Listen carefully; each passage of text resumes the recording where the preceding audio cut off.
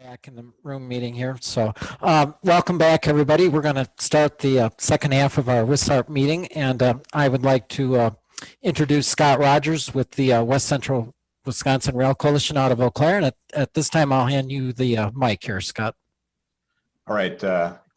Thanks, Mark. And Mark actually happens to be our secretary of our Rail Coalition, which is a 501c3 organization. So if I stumble or you get cut off, Mark can probably do the presentation, right, Mark? So I'm going to give you a few updates. Sometimes we have spoken to WisARP before, and so I'm not going to give you the entire history of the Rail Coalition or our entire plan. You've already heard a little bit about it from Jim and Fritz from Corridor Rail Development. So just a few updates right now that you might be interested in. Although I am going to go all the way back. I moved to Eau Claire in 2002 and I got active in the Chamber of Commerce. And Jackie Pavelski, who's actually on the call today, was the government affairs director at the Chamber at that time. And I learned about the Rail Coalition already existing. And we had some very far-sighted community leaders who in the late 90s thought that it would be important for Eau Claire to be competitive economically in the future.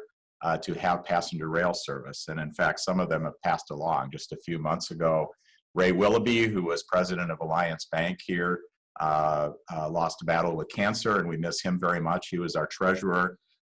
We've actually have a new board member, Dave Osnes from St. Croix County, who is actually their chair of their transit commission and on their board of supervisors. And we cover the entire corridor from Eau Claire to the river at Hudson, through Menominee and Baldwin, and then on to the Twin Cities. A couple of other founders were Owen Ayers, who is the originator of the Ayers and Associates engineering consulting firm that's headquartered here in Eau Claire, and Bill Leinenkugel, the late president of Leinenkugel Brewing Company. When I joined the Rail Coalition back in 2002, it was when Wisconsin was still promoting the Midwest Regional Rail Initiative as one of its leaders. And some of the impetus of the Rail Coalition was to ensure that Eau Claire was on the map, if you will, for actual passenger rail service, not only a shuttle to Toma. And so that was the initial effort for the first several years. And in fact, after a little while, we were appeared both in the Minnesota Rail Plan and the Wisconsin Rail Plan as future corridors. Dave Christensen, who's already been mentioned, was a rail planner at MnDOT, was part of developing that plan, and they showed 4 trips a day between Eau Claire and the Twin Cities, and one of the higher modal diversions and higher ridership of all our corridors out of the Twin Cities. So that helped demonstrate that there was some need for passenger rail service to Eau Claire from the Twin Cities as part of their sphere, and naturally we're part of Wisconsin and want to go east to other cities like Milwaukee and Chicago as well. But we realized that getting on a map and a rail plan didn't get you an actual passenger train or train stopping in your community. And so about 5 years ago, when Dave retired from MnDOT and actually moved to being in Wisconsin more, and he's actually a Wisconsin native, we started saying, what else should we be doing? And we looked around the country at what else was being innovated. Is it really the best way to get passenger rail service in a place we haven't had it since 1963, to go to the legislature, ask for an appropriation, and then try to get an Amtrak service started? And we started saying, what are some other things we can look at?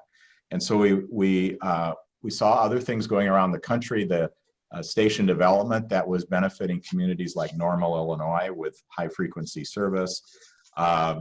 Could a private operation where you had stronger motivation than Amtrak to increase revenue and decrease cost, could that be more effective? The frequency has come up already, and that is certainly something. 1 train a day just doesn't cut it in terms of being convenient for people, especially in a 90-mile corridor. And then what could we do if you had the frequency? Does the economic activity around the stations, could that help fund the service? And so we started looking into that. We put a local council of business people together to start looking at those issues. And in that process, that's when brings us to that point in which Dave Christensen and Jim Costin and Fritz Plaus got together and talked about how could corridor rail development get involved in what we're doing. And so we looked at the route. It has had the track upgraded. It has PTC. Of course, we still need to learn a little bit more about what it would take to have passenger service. And then a breakthrough was when Dave and Jim went to Omaha last year and had a meeting with Union Pacific where they said they would seriously look at a market-based access to the railroad and not require a lot of upfront capital, with the next step being a study of the track structure and the capacity, which is what is about to get started. So that really brings us up to speed on where we are today. As Jim mentioned, we've been waiting for some of their finalization of their investment capital and financing so we can go ahead with the corridor rail study. We've also had Wisconsin DOT agree to be an advisor to us and to be involved in our project, and we're just getting that started as well. So we're excited about this moving forward, and we can answer some other questions about that as well. Some of the other next steps that we are taking, one of the things we learned when we looked around at what has been happening around the country or what even current developments, we saw that in places like California where they have their joint powers authorities that really manage the service and treat Amtrak more as an operator, as well as in Maine where they have the Northern New England Passenger Rail Authority. A corridor which incidentally runs from a major city to a medium-sized city, Portland, Oregon, a little longer than ours, but really a model where they have 5 trains a day. They started with high frequency and have had tremendous ridership there and dependence on that service. And then other efforts like the Southern Rail Commission between Mobile and New Orleans, where having a body there to advocate for the service, public-private type partnership, they are moving forward and have gotten restoration. And they were the first entity to get a restoration enhancement grant from FRA, Wisconsin and Minnesota being the second.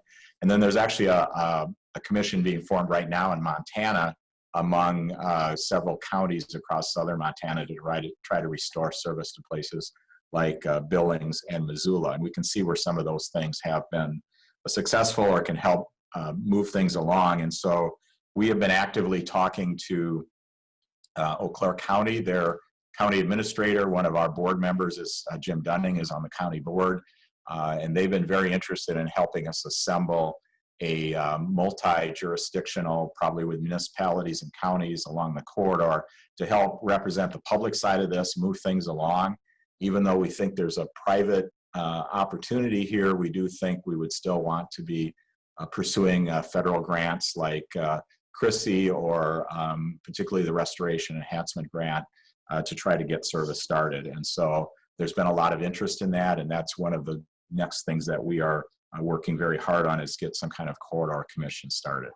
And then not only are we interested in getting our car service to the Twin Cities on a multi-frequency basis, but we do go east, and we want to go to Milwaukee and Chicago and places like that. And in fact, anybody who, Toma right now is about an hour-and-a-half drive from here on 94. And anytime you go to Toma, you do see people from the Chippewa Valley, Eau Claire, Chippewa Falls, and other parts of this corridor who are getting on the Empire Builder there. And so Ron had mentioned earlier that WisDOT is looking very seriously at a Toma to Eau Claire shuttle service as part of the TCMC implementation. And we did have resolutions here from our city council and our county board, as well as the Chamber of Commerce, where I work, we actually supported the CRISI and Restoration Enhancement Grants and mentioned those services, that shuttle service. We would actually like to see it connect with the Empire Builder as well. And I actually happen to notice that one of our participants in the program today is Jeremy Greger, who is one of our city council members here in Eau Claire, has been very interested in that. We have a new transit center going in within the next couple of years, and that would be an ideal place for the shuttle to originate from. We are, of course, item in this plan that Eau Claire residents will see soon is the new transit center downtown, as the current one has many issues. It was built in 1985, so pretty old. and it also was not ever meant to be a permanent structure. The current transit center lacks an indoor bathroom, heaters, and was built before the passage of the Americans with Disabilities Act. For years, the city has been securing funding to make plans for a new facility. We are, of course, concerned, like everybody else, with the tri-weekly nature of the Empire Builder service. One other thing I'll just give you an update on, and then be glad to answer any questions.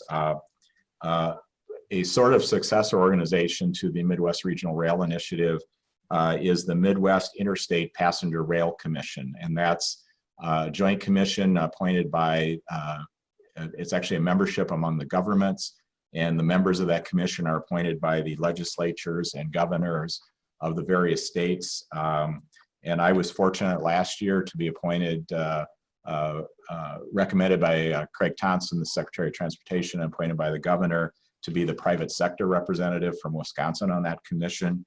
And we have a meeting coming up on November 10th and 11th when we'll be looking at a lot of the issues right now.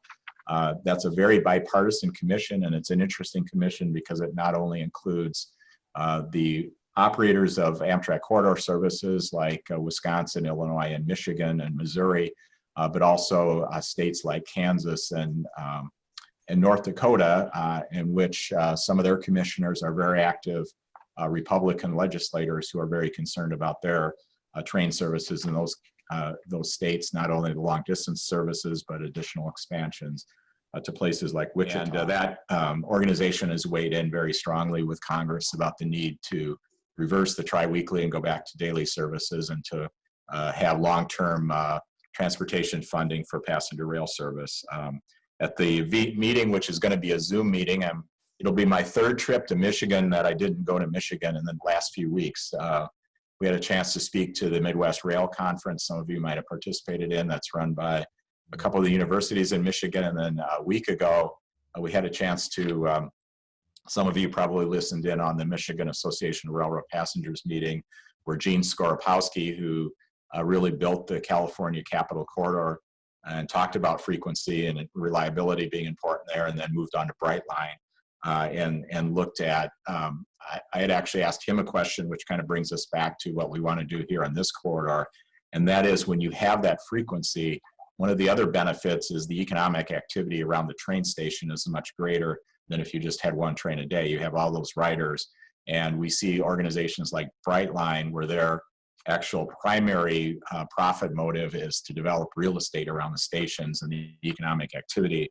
And there are a lot of people in the public sector right now looking at how something called value capture, where either the increase in value or the economic activity that happens around stations can help you justify or even fund rail and transit services. So one of the things that will be talked about at that rail meeting or the MIPRC meeting will be the FRA study that's about to come out of the Midwest. And that does substantially talk about connectivity and how important a network is. And from what we've seen initially, the Chicago to Twin Cities corridor is probably the strongest corridor in their envisioned network. And while they don't actually propose specific routes, it is an opportunity to talk about the value of passenger rail service. So they'll also be talking about the efforts of the Midwest states together to market their rail services. So be glad to talk about that at some future point as well. So those are a few updates for me. My goal was to take less time than I was allotted, so I'd be glad to answer any questions as well.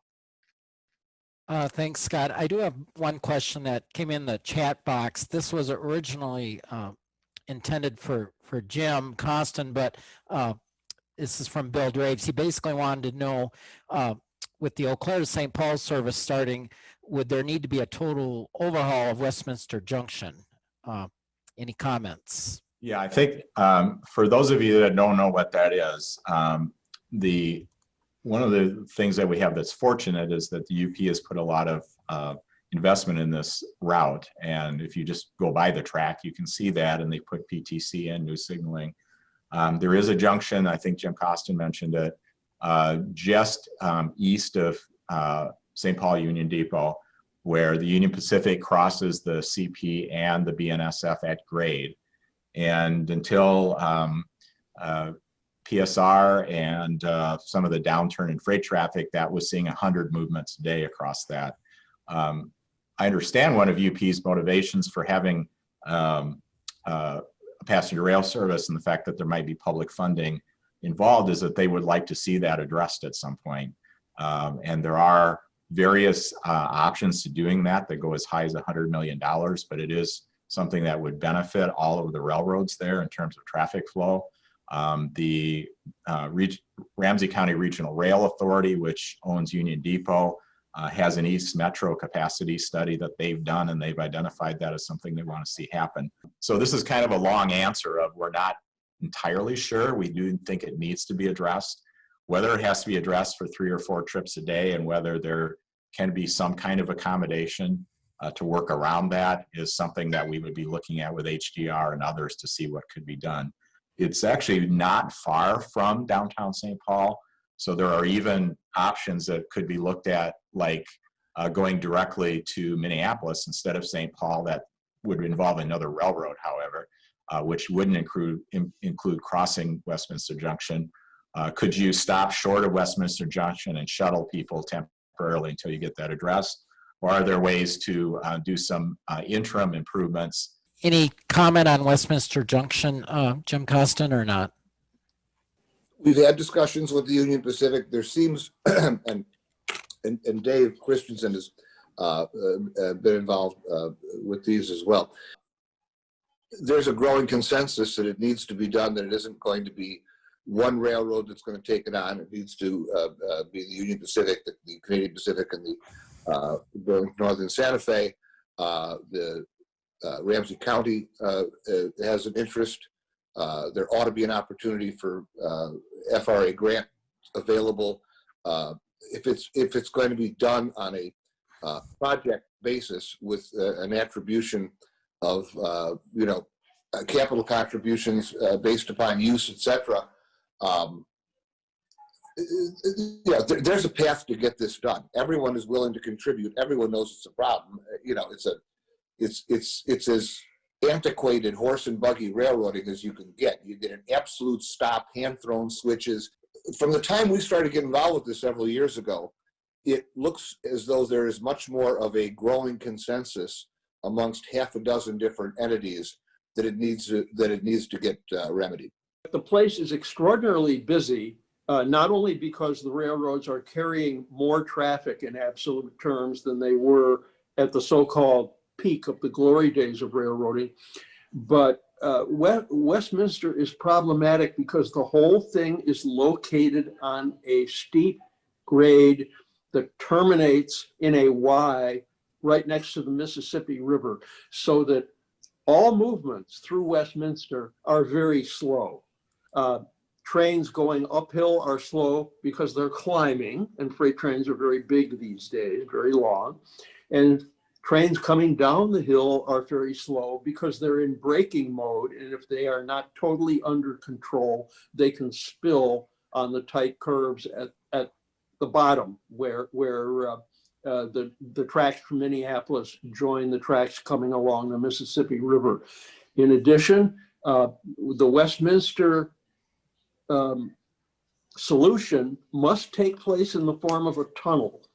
They cannot build a flyover for the Union Pacific tracks because the space where the flyover would go is already occupied by a couple of highway bridges. So it's going to be an expensive project.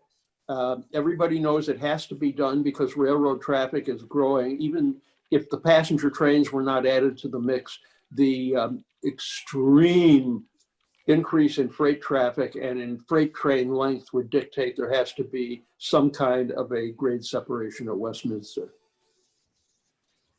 All right, thank you, Fritz. Do you have any final words or comments, Scott, before we move on to? No, appreciate the opportunity, and stay tuned, and hopefully we'll have lots more news to share as the